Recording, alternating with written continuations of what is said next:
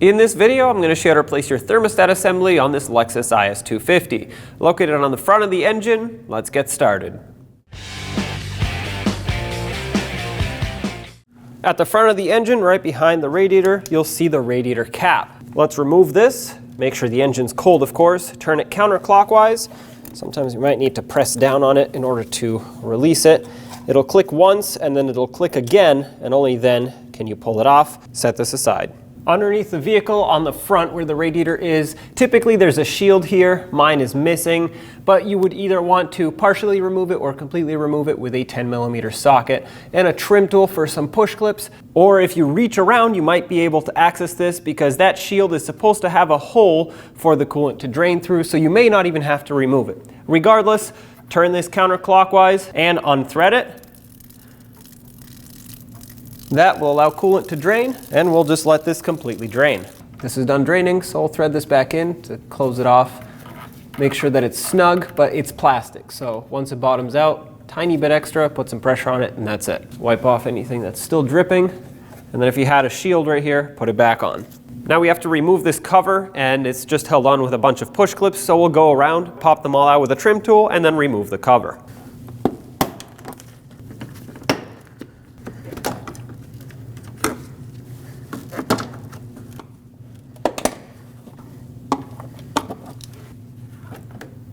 We have to remove this air intake duct, and it's clipped on with a push clip on one side and a bolt on the other side. Let's start with the push clip. This is the style that you have to press down to unlock it. Using a trim tool, remove it. On the other side, it should be a 10mm headed fastener. However, mine has been replaced, so I'm using a Torx to remove it. Now you can lift it and pull on it sideways to unhook it from the airbox. And there it is. Set that aside. Let's remove the lower radiator hose off of the thermostat housing. So at this point, this should be a spring clamp that you pinch with pliers, but someone's replaced it for me. So I'm just going to use an 8mm socket to loosen this up, but whatever clamp you have here, remove it so we can release the hose. With it loosened up enough, you should be able to slide it back. And now, twist the hose, break it free, and pull it away. Right above, there's this little hose with a hose clamp. We have to remove it because this is going to be somewhat in the way for us to access one of the bolts. So grab some pliers, pull the clamp off, gently twist it, and pull it off. Now there are 3 10mm mounting nuts to remove. 2 you can see right here. The third one is across from them, so these actually form a triangle, and that third one is the tip of the triangle. Now let's pull this hose clamp off and push this hose away, and this will give us access to our third mounting bolt or mounting nut for the thermostat housing. I'm going to use my hose clamp pliers because these can keep pressure on this hose clamp to keep it loose. Otherwise, it's going to be difficult for me to push this down since that foam insulation is in the way. So now I can start prying down on this hose. Be very careful when you do this. You don't want to damage the hose. Okay, looks like I broke it free. Let's try to gently push this off.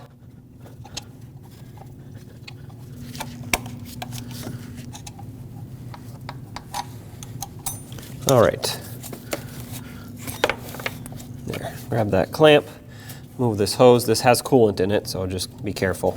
Now using a longer extension, let's try to get to that first mounting nut so that we can get that out of the way. Then we'll get the 2 top ones.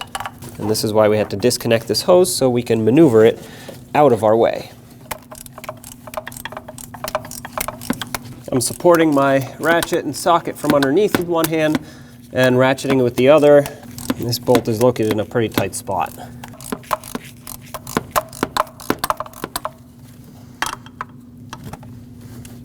All right, I got it out. It actually came out with the stud. That's fine, we'll separate it later. Let's get the other 2 out.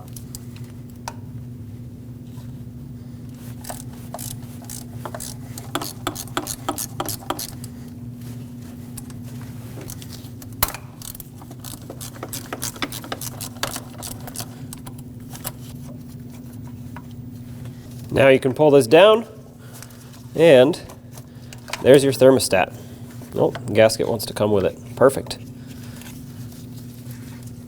To separate the mounting nut from this stud, I put it in some locking pliers, and I'll put my socket with an impact on top on the nut. And there we go. And that usually does the trick. To install it, I'm just going to reach underneath and thread it back in.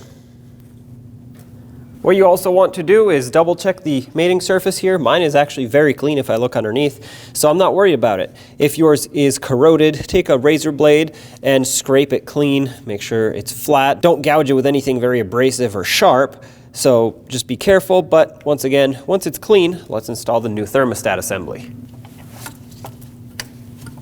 Slide it in, line it up with the studs, and start on the mounting nuts.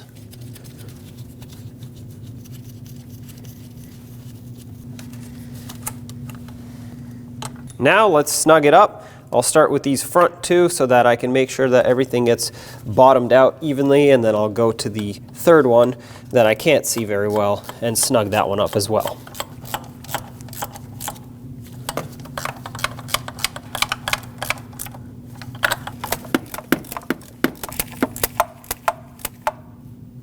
Those are all snug. The torque on these is 7 foot-pounds. There's no way I'm going to get a torque wrench on that bottom one, so I'm just going to make it nice and snug with this longer ratchet. I have some leverage, but careful if you're going to do this not to break it. Basically, you have to just go by feel. These top ones, though, I can reach with my torque wrench, so I will torque them.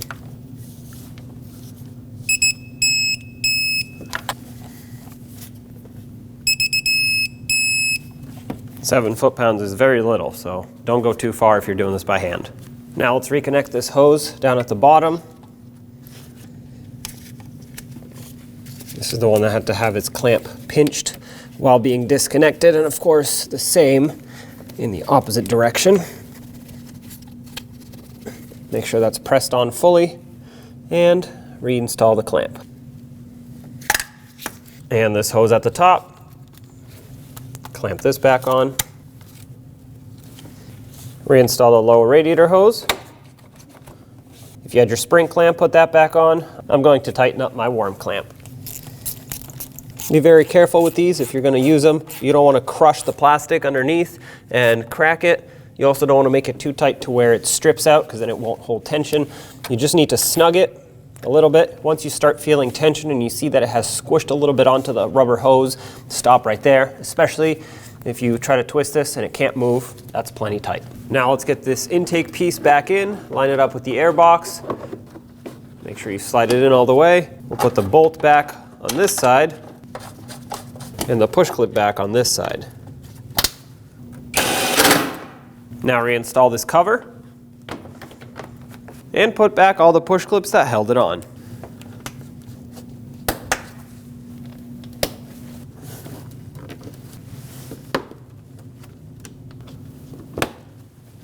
And that's installed.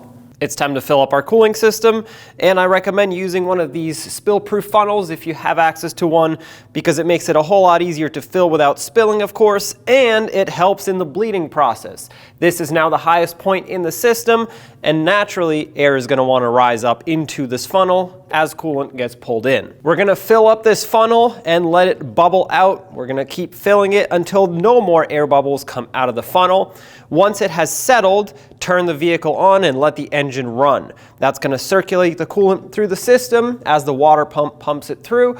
Therefore, we'll push any excess air out of the system and pull in all the coolant. Turn the temperature of the heat all the way up inside the vehicle with the blower set to low so it doesn't cool the engine off too much, and just feel for it. You want to make sure it's blowing really hot air out of the vents so that you know the heater core is full of coolant. Once the engine is at operating temperature, the thermostat has opened up and the air bubbles are no longer showing up in the funnel, you know the coolant system is bled. At that point, we can remove the funnel. All right, let's pull our funnel off. Reinstall the radiator cap. Make sure you lock it in fully, and that is filled up. When only the best will do, demand TRQ. The only company that lets you view before you do. TRQ is committed to offering the highest quality aftermarket auto parts that are engineered for peace of mind. Thanks for using and viewing with TRQ.